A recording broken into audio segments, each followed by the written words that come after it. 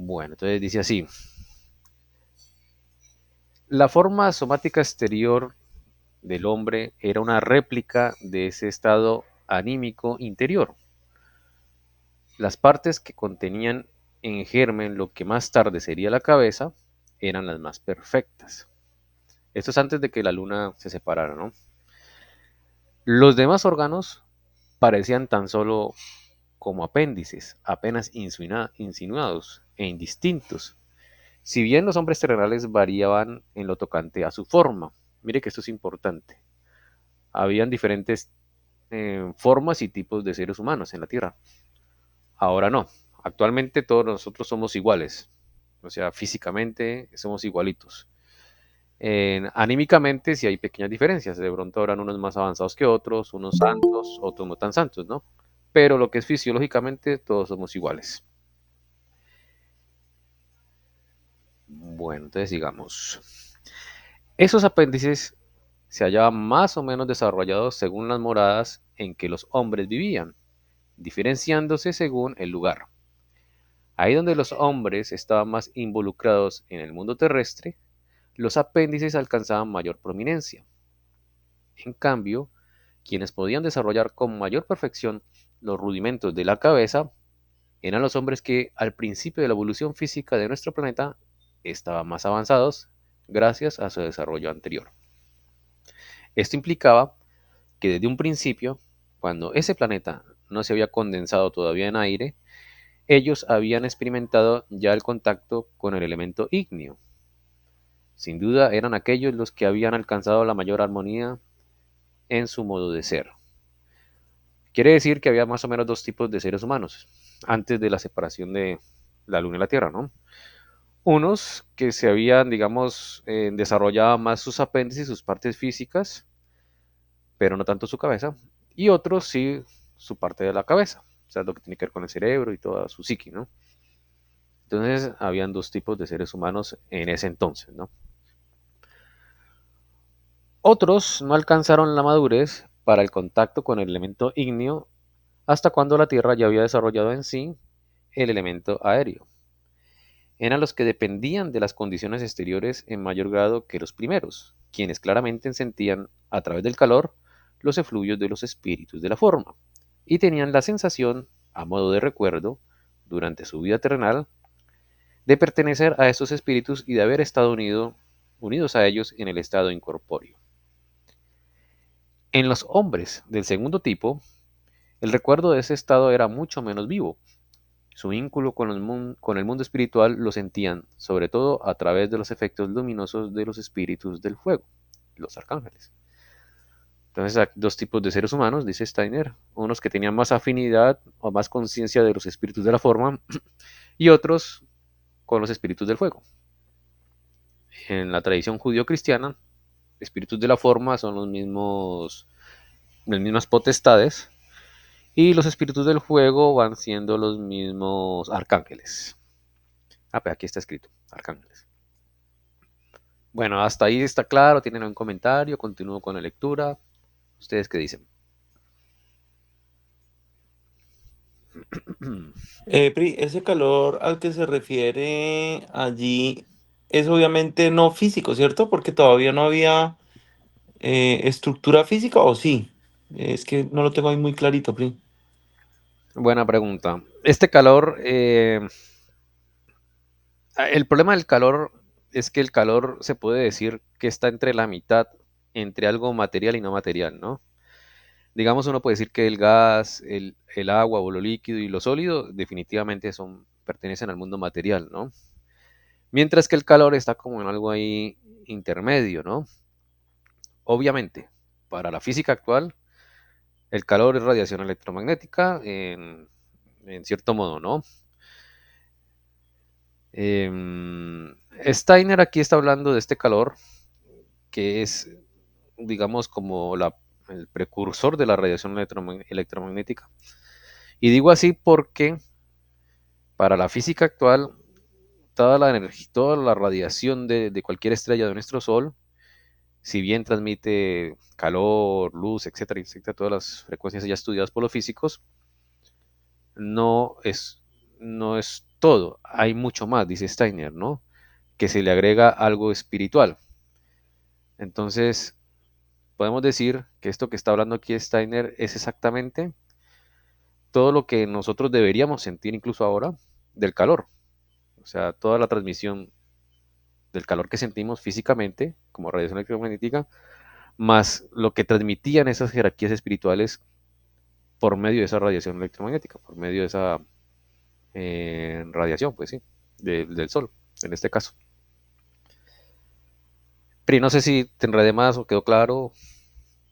Sí, Pri, y muy interesante porque precisamente estaba leyendo, em, hay un médico que se llama, de apellido Van der Waals, que es antropósofo y es embriólogo. Entonces él, por ejemplo, habla de cómo desde el inicio de la concepción, la estructura de la vida se da a través del calor. Y él expresa que no, o sea, que por ejemplo mucha gente piensa que el embrión no tiene alma y al contrario, es un alma entera que está tratando de estructurar un cuerpo a través del calor. Es decir, digamos, del calor y el movimiento. Por ejemplo, si uno lo ve embriológicamente, uno ve la mano de un embrión y tiene como una membrana interdigital como la de los patos. ¿Sí la han visto? Como el pato cuando tiene esas como membranas interdigitales y se va perdiendo, pero es a medida que va moviendo la manito y también a medida que va siendo protegido por un calor. Pero él expresa que el calor está en todas sus dimensiones, es decir, no solamente el calor físico, sino también como el calor espiritual o el calor humano que le brinda la madre en la protección al hijo y también el calor, digamos, familiar que, digamos, que la familia lo cubre como en un manto, ¿no? Entonces me pareció súper importante porque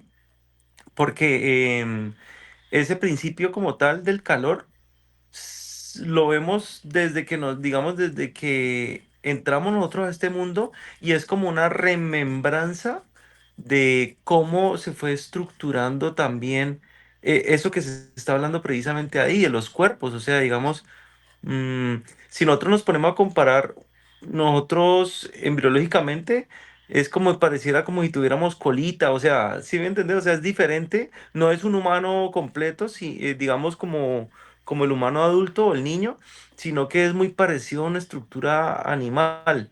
Entonces es muy interesante porque aquí se está expresando como tal que, digamos, en un pasado había unas diferencias, ¿sí? Pero también la importancia que esas diferencias se fueron, digamos, modulando a través del calor, ¿no?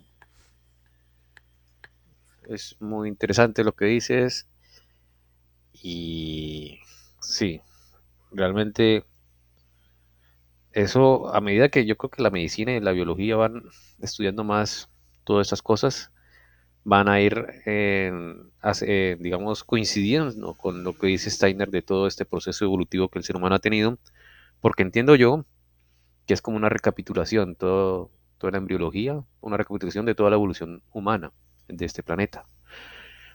El duro de este tema es Vladimir. Vladimir, no sé si quieres decir algo, pero tampoco sé si tu micrófono esté correcto, esté bien. Entonces tú verás, Vladimir. Si estás hablando, no te escucho nada, no sé los demás.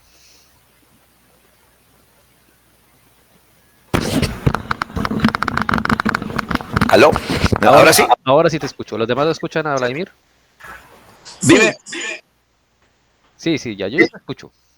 Sí, sí. ¿Me oyen ahora sí bien? sí, Sí. Bueno, con relación a lo que comenta Andrés, pues eh, el, sí, tengo conocimiento del libro de Bander, ¿sí? Y pues básicamente lo que plantea ahí, como de acuerdo a lo que dice Andrés, es digamos, contrario a lo que la ciencia tradicional muestra, o sea, prácticamente desde antes de la fecundación, o sea, ya el óvulo y el espermatozoide son elementos que tienen su elemento espiritual, ¿no? Entonces, simple y llanamente que cuando se fusionan, pues se complementan. Y Y pues en ese paso de la embriología, pues cuando se mira la embriología es como comentaba Santiago, es como una recapitulación de lo que, entre comillas, fueron nuestros antepasados desde el punto de vista biológico. O sea, el embrión humano es extraordinariamente parecido digamos que si se comparan embriones de humano y embriones de otros animales, eh, en las primeras etapas son indistinguibles, o sea, prácticamente no se pueden diferenciar. O sea, un embrión de un reptil, de un mamífero, son prácticamente iguales. Y pues eso pues reafirma un poco lo que ya hemos comentado nosotros de la teoría de la recapitulación, de que la ontogenia recapitula la filogenia, o sea, el desarrollo embrionario en varias de sus etapas resume lo que es la historia en el tiempo evolutivo. Entonces, eso sería lo que podría como comentar. Excelente, muchas gracias, Vladimir, por tu aporte. Pri, ¿vas a decir algo? Sí, también me parece súper importante, Pri, digamos, en ese contexto, Vladimir, eh, es como si estuviéramos recordando, ¿sí? Digamos, embriológicamente es como si estuviéramos recordando eh, cómo éramos, digamos, digamos, en un pasado, ¿cierto? Ontogenéticamente, perdón si no me sé expresar muy bien ahí, eh, y digamos la correlación que hay aquí con Van der Waal me parece sumamente importante porque aquí se une el principio que es el principio que, digamos, desde la medicina antroposófica es lo más importante de todo, que es el calor. Es más, todas las terapias antroposóficas en la actualidad tienen la tendencia al calor. Es decir, desde el inicio, ¿sí? Hasta el final, digamos, de la vida, el calor es el que define los procesos vitales.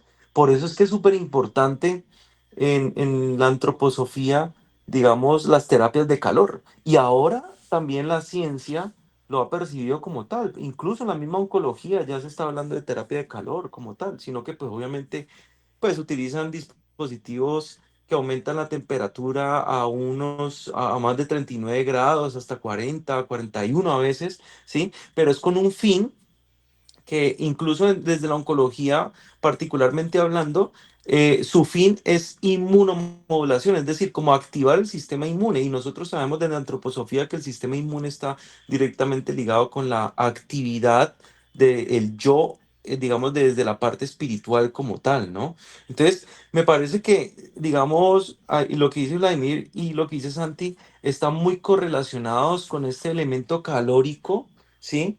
Que es prácticamente, me parece súper lindo porque es prácticamente lo que, el cómo a través del calor, como tal lo dice, digamos, los efluvios de los espíritus de la forma, que son las potestades, o sea, que son dentro de la jerarquía espiritual las potestades, fueron los que, digamos, crearon, ¿sí? La, la, la, como tal el cuerpo, ¿no? Entonces, digamos, embriológicamente comenzamos a ver como tal esa estructura que se va, digamos, diferenciando y que ya llega a la actualidad a ser como el hombre que, digamos, somos estructuralmente en la actualidad, ¿no? Así es. Y aparte eso de lo que dice Andrés, en esta visión de este embriólogo que es muy interesante, eh, pues él, y yo creo que nos mete como en un campo que, mejor dicho, abre como otro horizonte porque eh, parece que la vida del embrión, o sea, la vida nuestra antes de salir al mundo es una vida muy dinámica, muy, o sea, no es simple y llanamente como lo vemos, ¿no? Que pensamos que cuando la madre tiene al bebé en su vientre, pues está en un proceso de crecimiento y de cambios y no más, sino que el embrión después el feto tiene una dinámica muy, muy alta.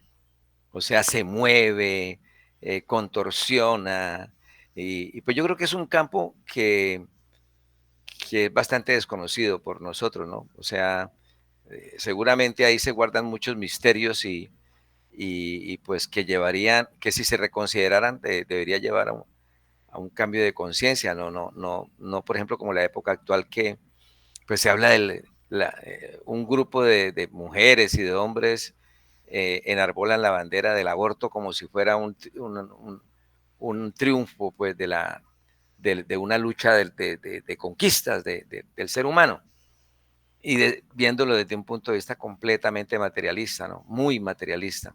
Y desde como él plantea que desde el momento mismo que el espermatozoide sale en la búsqueda del óvulo, o sea, ahí ya hay una dinámica muy grande, y que inclusive, por ejemplo, eso que nos enseñaron a nosotros de que el, en esa carrera de los espermatozoides a llegar al óvulo, el más veloz, el más fuerte, pues todo eso es cuestionado y parece que hay una serie de elementos ahí energéticos en el momento en que están los espermatozoides rodeando la zona pelúcida del óvulo, que hacen que algo muy especial sea el que elija cuál es el espermatozoide que va a fecundar el óvulo.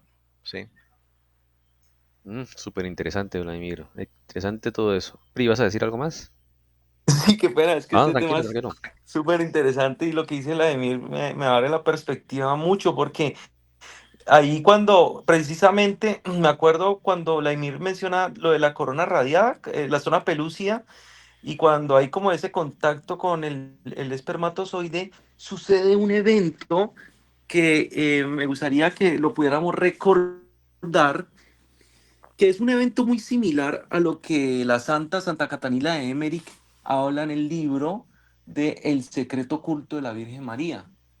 Ella menciona cuando está, digamos, cuando está creándose como tal el nacimiento del bebé, del niño Dios, hay un momento en donde están en la gruta, ¿cierto? Y que en ese momento ella estaba orando y que San José estaba al lado en otra gruta, también estaba orando. Y que en ese momento de oración profunda, la Virgen comienza a iluminarse y hay una luz que trasciende a través de ella e ilumina el vientre y después allí ya nace un bebé. Entonces es súper interesante porque precisamente en ese momento donde hay ese contacto del espermatozoide con en la zona pelúcida del óvulo, ocurre algo que se llama sparkling, que es un fenómeno nuevo que ha sido, me gusta, voy a buscarlo en un video y se los voy a mandar, porque es un fenómeno tan interesante, porque allí hay como que un movimiento molecular, pues digamos físicamente hablando, hay un movimiento molecular del mineral zinc, y eso produce un estallido de luz. O sea, es como, digamos, rememorar digamos, ese nacimiento perfecto, ¿no? Y eso ocurre incluso con la luz y con el calor. O sea, sin la luz y sin el calor no se puede generar la vida. Entonces, es súper, súper bonito como ese mensaje también que nos lleva a que lo que decía Santi, también, digamos, no es un evento solamente de calor y de luz, digamos, materialmente hablando, o sea, no solamente eso, sino también que estamos hablando como tal del calor y de la luz espiritual, ¿no? No sé, Pri, de pronto me gustaría que pudiéramos como ahondar un poco más en este tema, porque yo creo que por ahí están, digamos, digamos, el contexto actual del conocimiento de la ciencia espiritual debería de ser muy analizado esta perspectiva de la luz y el calor. ¿Por qué? El mismo Steiner mencionaba que cuando uno está en procesos de búsqueda de salud, tiene que buscar que todo lo que uno haga lo transforme en luz y calor. Entonces, por eso es que, digamos, es muy bueno el arte. El arte es una luz espiritual, ¿sí? Digamos, en la danza, o en la euritmia o en la poesía, o sea, todo hay un movimiento, ese movimiento nos genera calor. Entonces me gustaría de pronto que si pudiéramos como ahondar en esto un poquito, Pri. Es un tema bastante complejo, definitivamente porque la ciencia actual es muy materialista, ¿no? Desde el punto de vista antroposófico, de ciencia espiritual, es muy claro muchas cosas, ¿no?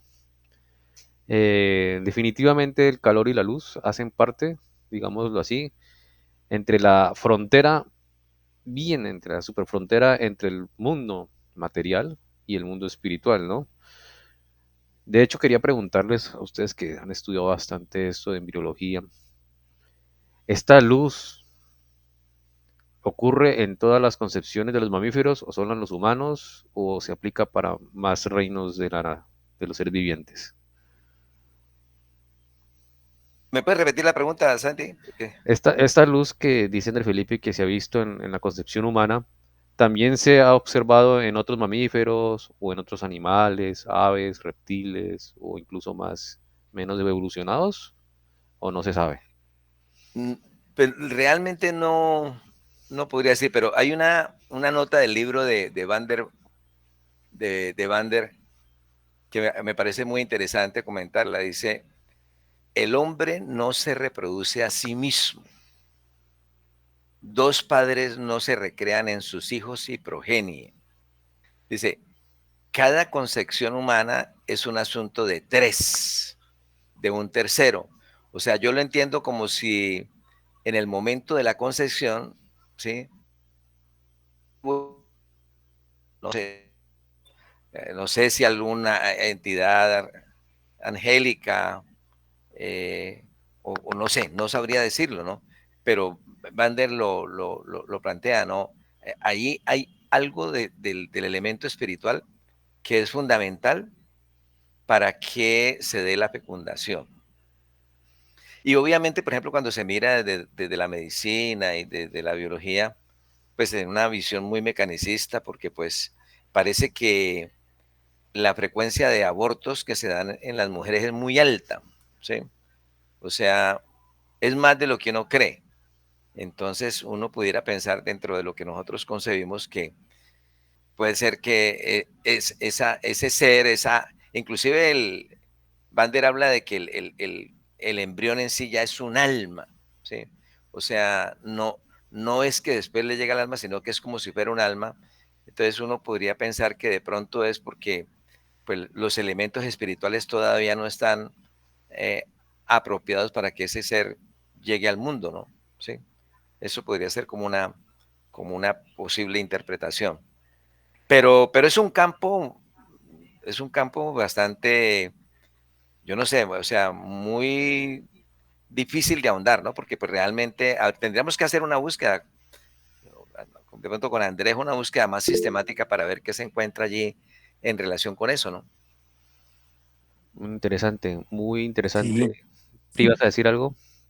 Sí, no, Vladimir, me encantaría poder hacer como esa búsqueda sistemática, porque en realidad, ahorita que estabas preguntando lo del fenómeno de zinc, mira que no, solamente, o sea, no solamente, perdón, ocurre en mamíferos, ¿sí? Pero no está escrito ni demostrado, por ejemplo, en aves, ni en reptiles, ni en peces, ni en anfibios, ni en invertebrados, sino como en mamíferos sí está como tal demostrado con claridad. Eso en el primer punto. Y el segundo punto, lo que decía Vladimir, me parece súper importante, es que, digamos, es un alma como tal que se va armando de un cuerpo. Por eso es que es súper importante ahí esa interrelación digamos, esa trimembración. O sea, recordemos que en antroposofía uno siempre tiene que hallar el punto, el tercer punto, ¿no? Es decir, por ejemplo, no hay ni bueno ni malo, sino necesario, ¿sí? O, por ejemplo, en este caso, siempre hay como una trimembración en todo, ¿sí? Y allí, cuando mencionas de que es un alma, ¿sí? es súper cierto, y ese alma va como adaptando a un cuerpo. Y eso también me recuerda a una frase de Tomás de Aquino, que es una frase que utilizaban también los médicos de antes, que era anima forma corporis, el alma forma el cuerpo. Y en realidad ahí, digamos, lo estamos demostrando, es como un alma, ¿cierto?, que encarna desde el momento de la concepción y va formando un cuerpo a través de la ayuda, digamos, de toda la parte, digamos, física, biológica y demás, pero también a través, como lo dice el texto, de en las jerarquías espirituales, ¿no? Y eso se da también a través del calor, entonces súper, súper interesante. Sí, muy interesante. Y digamos, para completar la idea que estamos hablando de todo un poquito, por ciencia espiritual se sabe, incluso podría decir que más allá de la ciencia espiritual, desde mucho antes de la ciencia espiritual, en los grupos de estudios espirituales, esotéricos que habían, se sabía que si un, si un digamos, si en la concepción el alma no llega a cuadrar bien, nace, digamos, si llega a nacer, no puede nacer vivo un ser humano sin alma, tiene que estar el alma allí, ¿sí? Si no, no puede estar vivo, porque requiere una conexión. Esto es un poquito más elaborado de explicar a nivel de ciencia espiritual, pero si en un humano no existe un alma, no puede vivir, ¿sí? Es algo importante que nosotros lo tengamos entendido, porque así con mayor razón tenemos que estar en contra del aborto, ¿no? Y por otro lado, no quería decírselos, pero pues, se los voy a decir para que quede aún más grabado en ustedes, aunque yo sé que no están a favor del aborto, pero se los voy a repetir. No, repetir no, se los voy a decir. Cada vez que se hace un aborto, se generan cierto tipo de demonios. Y esos demonios son los que hace posible en esta época que haya tanta maldad y tanta inmadurez mental, ¿sí?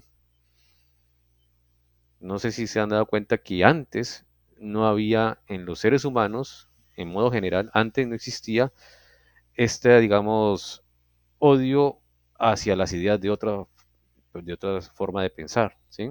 Eso antes no existía, ¿sí? Ahora uno ve que hay ciertos odios solo porque piensa diferente. Y eso que no estoy hablando de si tiene razón o no, simplemente por ser diferente, nada más. Eso se debe a que han habido muchos abortos en esta época, porque se generan, así como en los altares se pueden generar cosas buenas, se pueden generar cosas muy malas. Y en la concepción allí se puede generar mucha cosa mala y esos demonios se deben a esto, a estas muertes así. Ya lo saben. Eso obviamente uno no lo puede estar diciendo a la hora de un debate de si el aborto es bueno o malo, porque nadie le crea a uno estas cosas espirituales. Pero es así. De pronto ustedes lo sospechaban o lo intuían, pero cada vez que se mata una criatura inocente, entre más inocente, el demonio que crea o los demonios que crea son más malos. Bueno, eso es lo que quería contarles. No sé si tengan algún comentario al respecto, pregunta o continuamos. Sí, No, yo mira creo que, que, perdón, no, disculpa Alejandro, dale Alejito. sí, sí, bueno, todo bien. No, eso que dice Santi, creo que lo decía esta señora Pilar algo, no sé, una que hablaba de un tema de que ella tuvo una experiencia eh, de muerte, pues, y sobrevivió. Entonces ella describe, pues, dentro de porque ella no es clarividente, sino que tuvo pues, una experiencia, describe ese tema del aborto, pues, como que eso es como un altar cuando van las personas a hacer esa cuestión. Y dentro de la visión de ella no habla de que se crean demonios, sino que esa sangre, como es tan divina, como que destapa unos sellos y de esos sellos salen unos demonios. Pero después nosotros debatimos eso. Entonces, como ella no era clarividente, después Steiner creo que lo explica y no es que libere unos demonios, sino que se crean, como lo dice Santi, pues. Era eso, pues me acordé de esa vaina, entonces quería comentarlo. Creo Así que es es, Gloria Prono, me parece, Alejandro. Sí, sí, sí. Eh, de acuerdo. Fíjense que Sí, súper interesante. para nosotros, o sea, no debería haber duda de que el aborto es malo, ¿no? Pero gracias a que nosotros estudiamos la ciencia espiritual, tenemos nuestros fundamentos y nuestra fuerza interior para estar en contra de algo así, ¿no?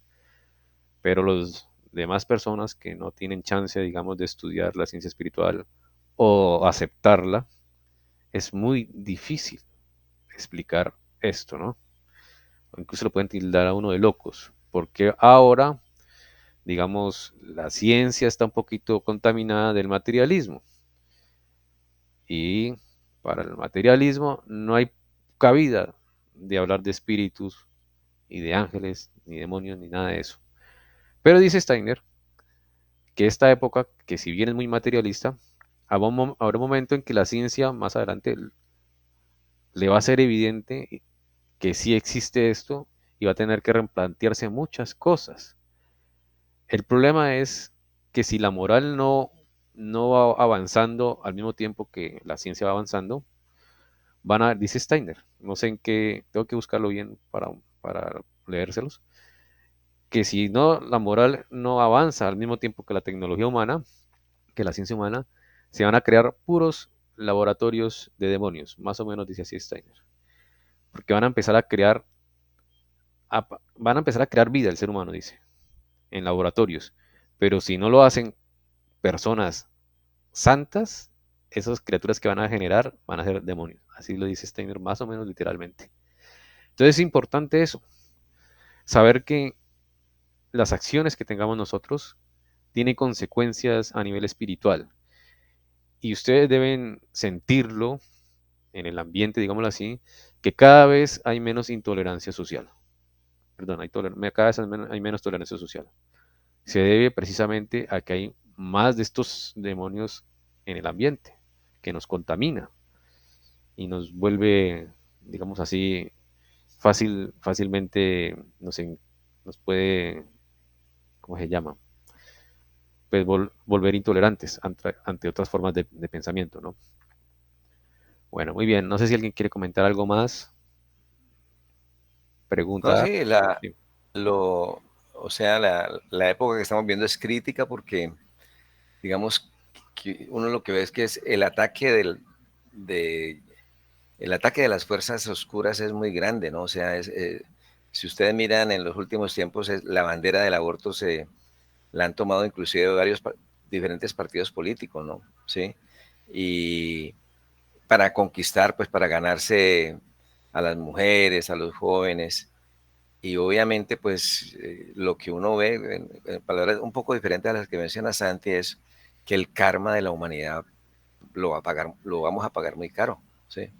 Muy caro porque si aceptamos, como dice Vander, que inclusive desde las mismas células germinales, o sea, espermatozoides y óvulos, no son cualquier tipo de células, sino células de una particular evolución.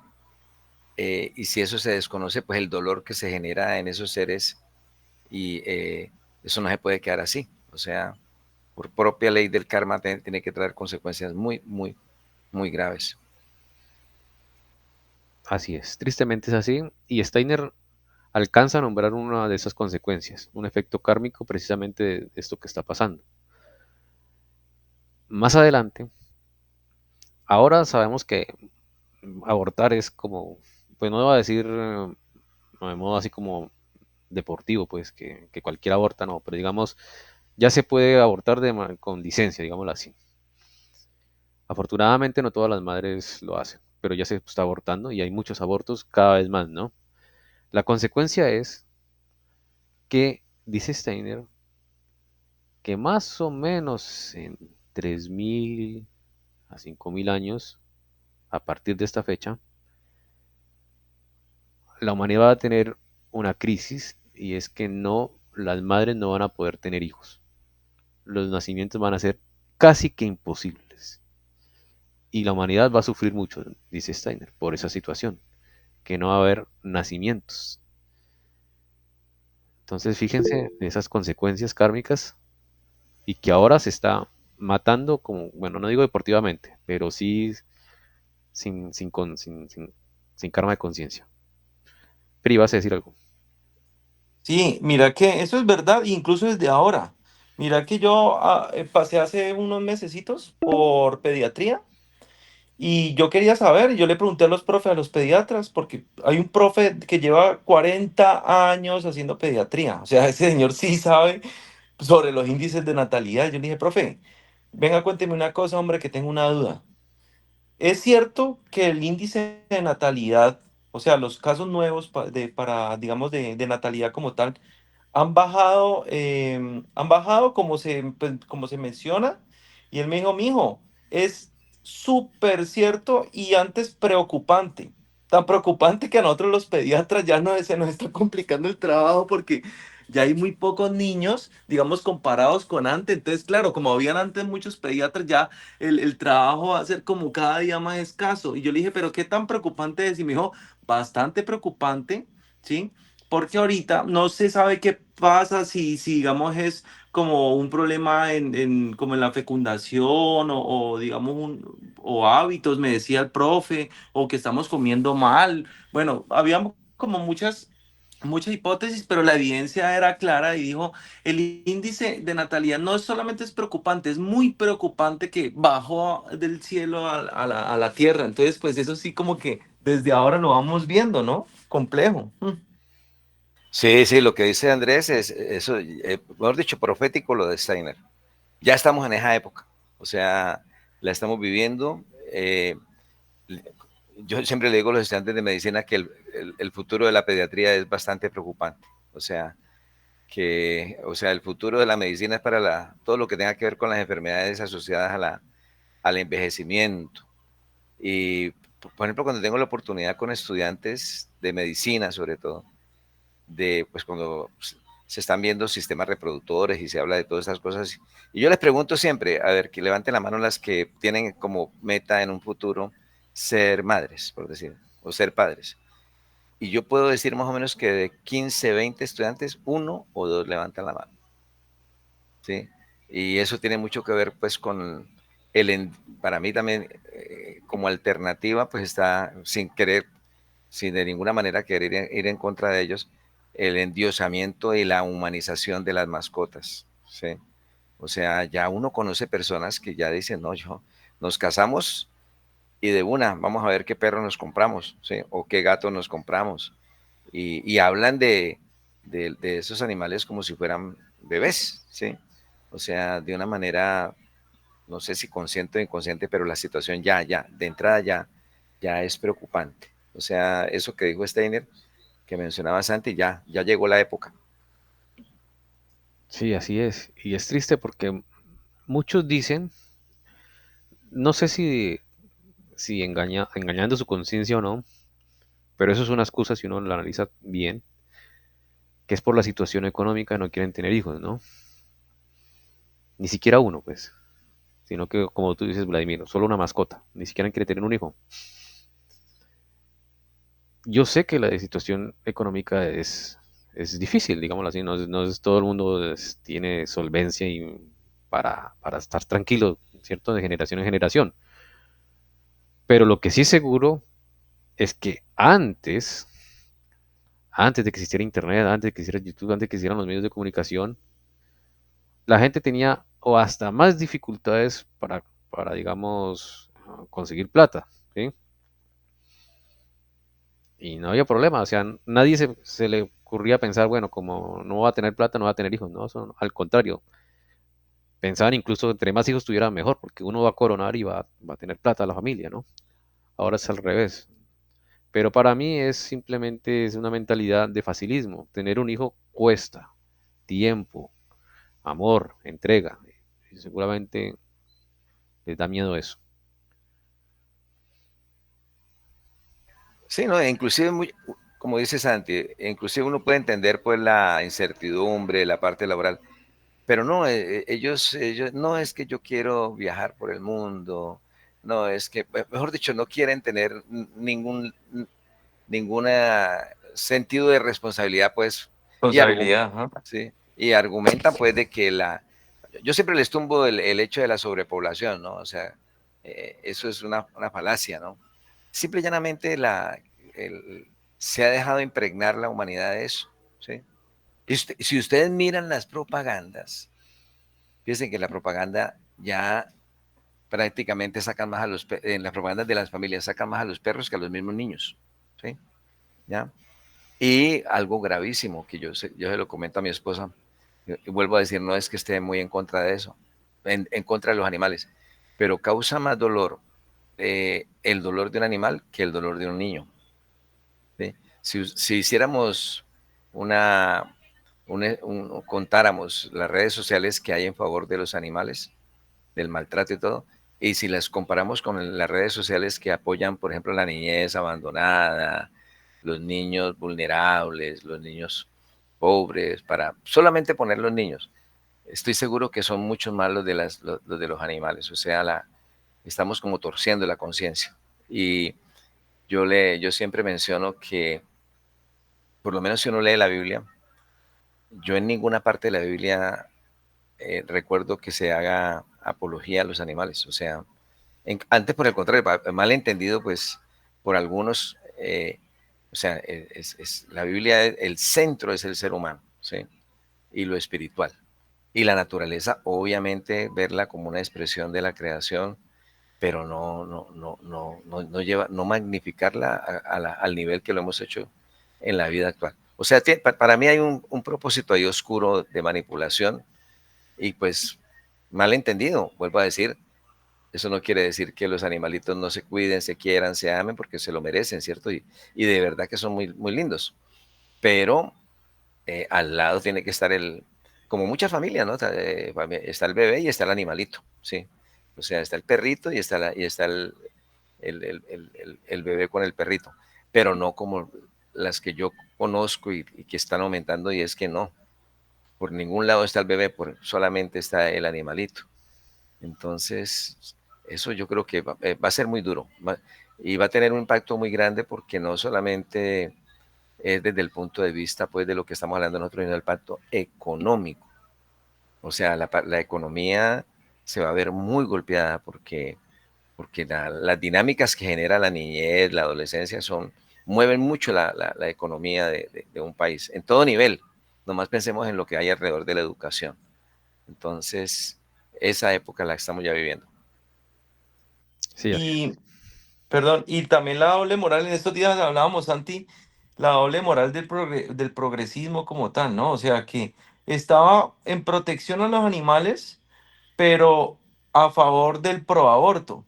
O sea, si estamos hablando de proteger la vida, por ejemplo, de los animales, pero si no proteger la vida del embrión, cuando el embrión desde el momento de la concepción es un ser humano que está encarnando en un cuerpo físico, o sea, tenaz, ¿no?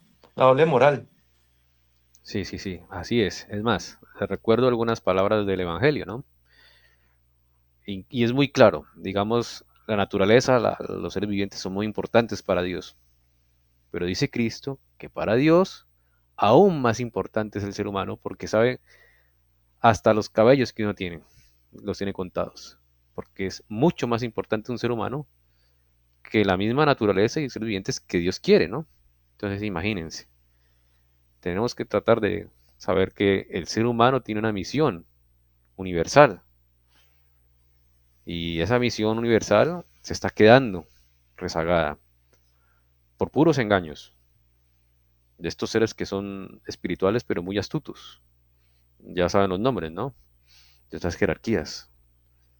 Y el ser humano pues cae como pues como corderos al matadero sin darse cuenta. Bueno, muy bien. No sé si tengan algún comentario adicional, pregunta. Igual ya el tiempo lo tenemos justo.